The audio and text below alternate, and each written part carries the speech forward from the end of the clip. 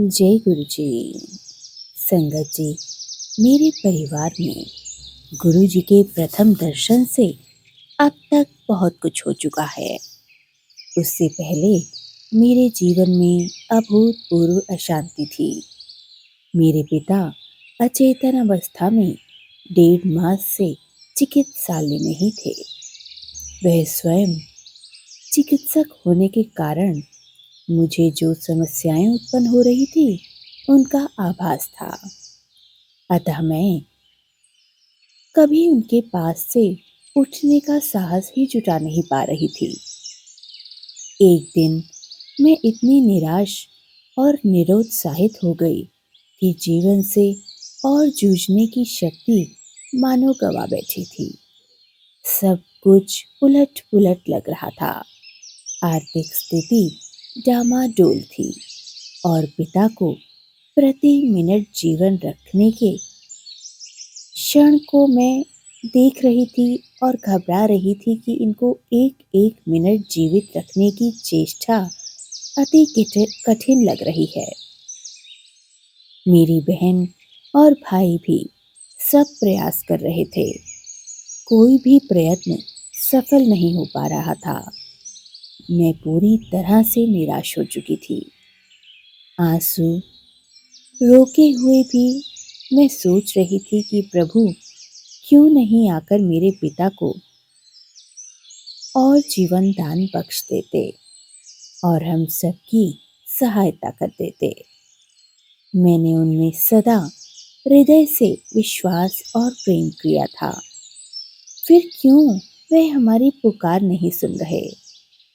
मेरे लिए किसी ऐसे व्यक्ति से मिलना बहुत जरूरी था जो कुछ कहे बिना भी मेरे मन के समस्त दुखों को समझ और सुन सके और हमें आश्वासन दे और अपने आश्रय में ले ले। मुझे इतनी शक्ति दे सके कि मैं वास्तविकता का सामना कर सकूं और जब मैं कठिनाई में आऊं तो मुझे वो वहां से निकाल सके। एक रात मैं सो नहीं पा रही थी।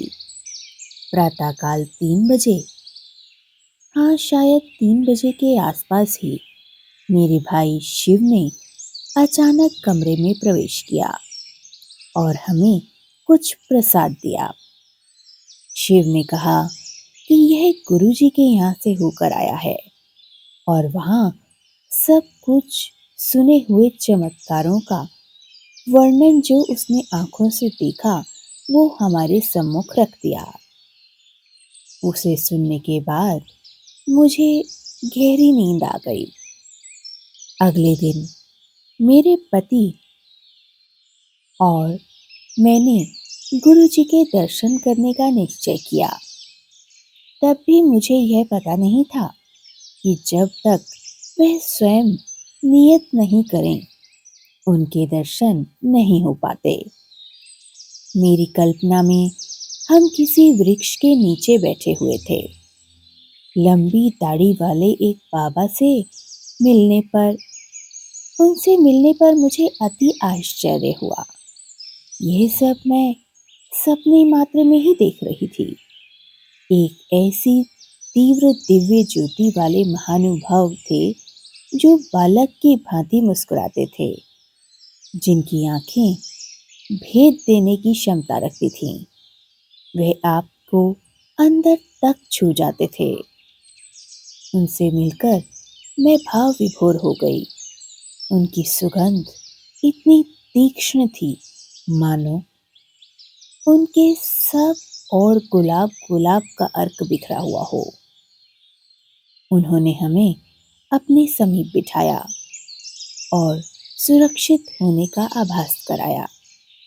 किसी अज्ञात कारण से उसी समय मेरा पूरा मानसिक तनाव समाप्त हो गया।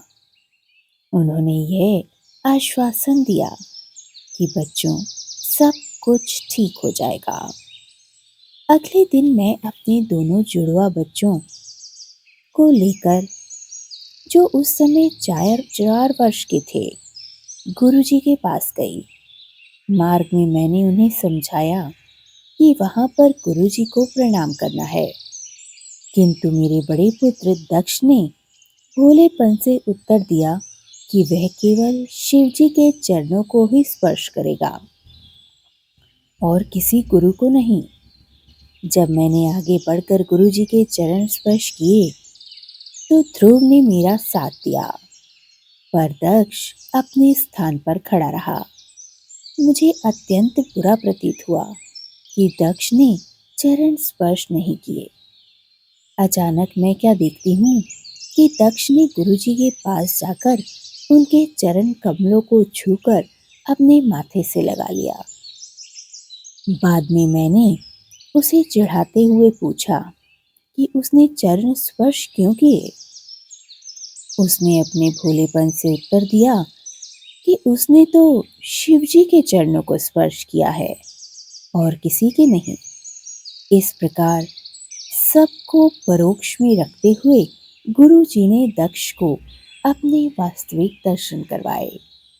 उसके पश्चात क्रमशः मेरे घर की परिस्थितियां सुधरने लगीं। गुरुजी के आशीष और कृपा से मेरे पिता का भी उपचार सही प्रकार से होने लगा। उपचार के लिए सहायता की हर जरूरी दिशा सामने आने लगी। मेरे पति को भी अपना मनपसंद कार्य मिल गया। तो ये है वो गुरुजी की कृपा जो गुरुजी अपनी इच्छा अनुसार हम पर लुटाते हैं। शुक्राना गुरुजी, ऐसे वक्त में आपने मेरा साथ दिया। जय गुरुजी, शुक्राना गुरुजी।